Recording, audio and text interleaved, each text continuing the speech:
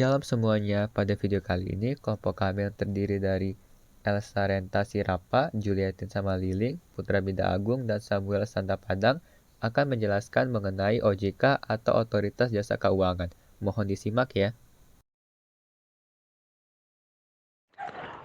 Otoritas Jasa Keuangan adalah lembaga independen dan bebas dari campur tangan pihak lain yang mempunyai fungsi, tugas, dan wewenang pengaturan, pengawasan, pemeriksaan, dan penyidikan sebagaimana dimaksud dalam Undang-Undang Nomor 21 tersebut. OJK sendiri berfungsi menyelenggarakan sistem pengaturan dan pengawasan yang terintegrasi terhadap keseluruhan kegiatan dalam sektor jasa keuangan. Sementara berdasarkan pasal 6 dari UU nomor 21 tahun 2011, tugas utama dari OJK adalah melakukan pengaturan dan pengawasan terhadap pertama, kegiatan jasa keuangan di sektor perbankan, kedua, kegiatan jasa keuangan di sektor pasar modal, ketiga, kegiatan jasa keuangan di sektor perasuransian, dana pensiun, lembaga pembiayaan, dan lembaga jasa keuangan lainnya. OJK berperan dalam tugas pengawasan industri keuangan non-bank dan pasar modal secara resmi dan juga berperan dalam mendukung kepentingan sektor jasa keuangan secara menyeluruh sehingga meningkatkan daya saing perekonomian. Selain itu, OJK harus mampu menjaga kepentingan nasional antara lain meliputi sumber daya manusia, pengelolaan, pengendalian, dan kepemilikan di sektor jasa keuangan dengan tetap mempertimbangkan aspek positif globalisasi.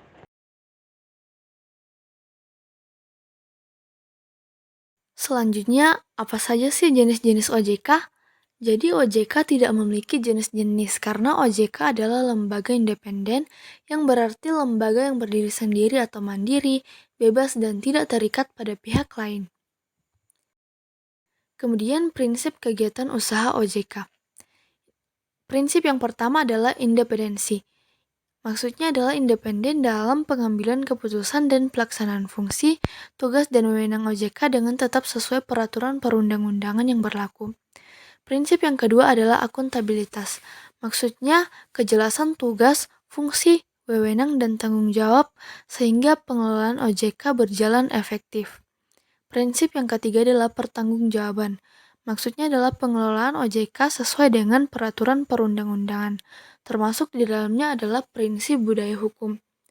Prinsip yang keempat adalah transparansi.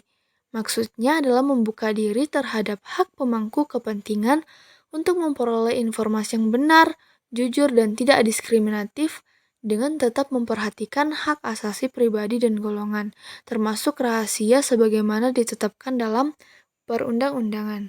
Termasuk di dalamnya adalah prinsip demokrasi.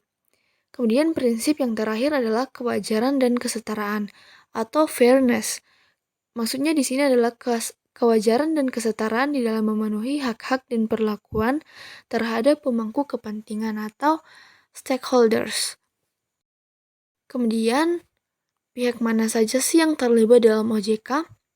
Jadi, OJK ini bebas dari campur tangan pihak lain yang mempunyai fungsi, tugas dan wewenang pengaturan, pengawasan, pemeriksaan, dan penyidikan. Hal ini dikarenakan OJK merupakan lembaga independen dan OJK lah yang mengatur dan mengawasi seluruh kegiatan di sektor jasa keuangan seperti bank, LKNB atau lembaga keuangan non-bank, dan lain-lain. Namun, OJK juga diawasi oleh DPR. Selanjutnya, proses dan mekanisme transaksi. Transaksi atau transaksi efek adalah setiap aktivitas atau kontrak dalam rangka memperoleh, melepaskan, atau menggunakan efek yang mengakibatkan terjadinya peralihan kepemilikan atau tidak mengakibatkan terjadinya peralihan kepemilikan. Transaksi efek yang diatur dalam peraturan otoritas jasa keuangan ini mencakup transaksi efek atas efek yang diatur dan atau diawasi oleh otoritas jasa keuangan. Transaksi efek wajib dilakukan secara teratur, wajar, dan efisien. Transaksi efek dapat dilakukan oleh setiap pihak secara langsung atau melalui penjamin emisi efek, perantara pedagang efek, manajer investasi, dan pihak lain yang ditetapkan oleh otoritas jasa keuangan. Yang pertama, transaksi efek dapat dilakukan di pasar perdana, dan atau di pasar sekunder. Transaksi efek di pasar sekunder dapat dilakukan melalui transaksi bursa atau transaksi di luar bursa.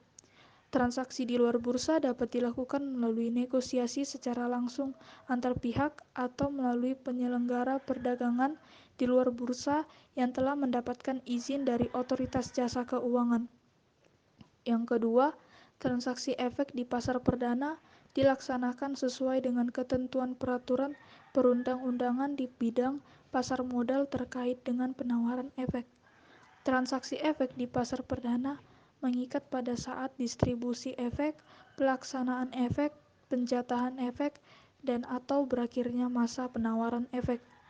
Yang ketiga, transaksi efek atas produk investasi dilaksanakan sesuai dengan ketentuan peraturan perundang-undangan di bidang pasar modal terkait dengan produk investasi.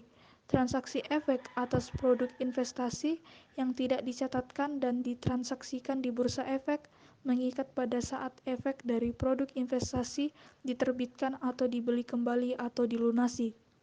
Penyelesaian transaksi efek dapat dilaksanakan dengan pemindah-bukuan secara elektronik atau penyelesaian fisik. Keunggulan dan kekurangan. Keunggulan. Yang pertama, sistem ini mempunyai koordinasi untuk antisipasi krisis global yang terjadi sekarang. Dia juga meyakini dampak krisis di Eropa akan terasa 3-4 bulan lagi di Indonesia. Yang kedua, adanya perlindungan nasabah atau konsumen yang telah diatur secara eksplisit. Selain itu, adanya koordinasi antara OJK, Otoritas Moneter, pemerintah, dan LPS. Hal ini pun telah diatur dalam Undang-Undang OJK. Kekurangan. Yang pertama, pembiayaan OJK yang berdasarkan iuran pelaku jasa keuangan membebani konsumen atau nasabah serta menurunkan efektivitas OJK dalam pengawasan. Yang kedua, adanya pemisahan mikroprudensial yang dipegang OJK dan makroprudensial lender of the last di sektor perbankan yang dipegang oleh Bank Indonesia atau BI.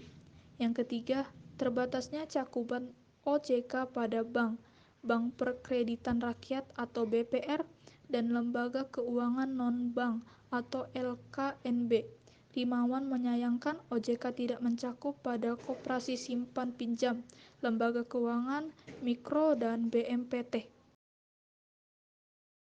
Perbedaan utama OJK dengan BI adalah pada tugas utama. Tugas utama BI adalah mencapai dan menjaga kestabilan nilai rupiah, sementara OJK memiliki 3 misi utama, yaitu mewujudkan terselenggaranya seluruh kegiatan di dalam sektor jasa keuangan secara teratur, adil, transparan, dan akuntabel. Kedua, mewujudkan sistem keuangan yang tumbuh secara berkelanjutan dan stabil. Dan yang ketiga, melindungi kepentingan konsumen dan masyarakat. Perbedaan lain antara dua lembaga ini yakni, yang pertama, BI fokus pada menjaga kestabilan nilai rupiah, sedangkan OJK fokus pada pengaturan dan pengawasan industri jasa keuangan di Indonesia. Yang kedua, BI mengatur perbankan secara makro melalui berbagai peraturan BI seperti SE yaitu surat edaran, dan undang-undang yang berdampak secara langsung maupun tidak langsung terhadap kestabilan moneter. OJK akan mengatur perbankan secara langsung atau mikro melalui kegiatan pengawasan, peraturan OJK, SE, dan undang-undang yang berdampak terhadap perbankan. Yang ketiga, nasabah yang mengeluh terhadap pelayanan terkait industri keuangan dapat melaporkannya ke OJK, bukan ke BI, termasuk keluhan terhadap pelayanan bank, leasing, pasar modal, hingga investasi bodong. Karena salah satu tugas utama OJK adalah melindungi kepentingan konsumen dan masyarakat. Selanjutnya adalah hal lainnya, yaitu visi dan misi dari OJK. Visi dari Otoritas Jasa Keuangan atau OJK adalah menjadi lembaga pengawas industri jasa keuangan yang terpercaya, melindungi kepentingan konsumen dan masyarakat, dan mampu mewujudkan industri jasa keuangan menjadi pilar perekonomian nasional yang berdaya saing global serta dapat memajukan kesejahteraan umum. Misi dari Otoritas Jasa Keuangan adalah, yang pertama, mewujudkan terselenggaranya seluruh kegiatan di dalam sektor jasa keuangan secara teratur, adil, transparan, dan akuntabel. Yang kedua, mewujudkan sistem keuangan yang tumbuh secara berkelanjutan dan stabil. Dan yang ketiga, melindungi kepentingan konsumen dan masyarakat. Kami ucapkan terima kasih telah meluangkan waktu menyimak video kami. Mohon maaf bila ada kesalahan kata. Tuhan Yesus memberkati.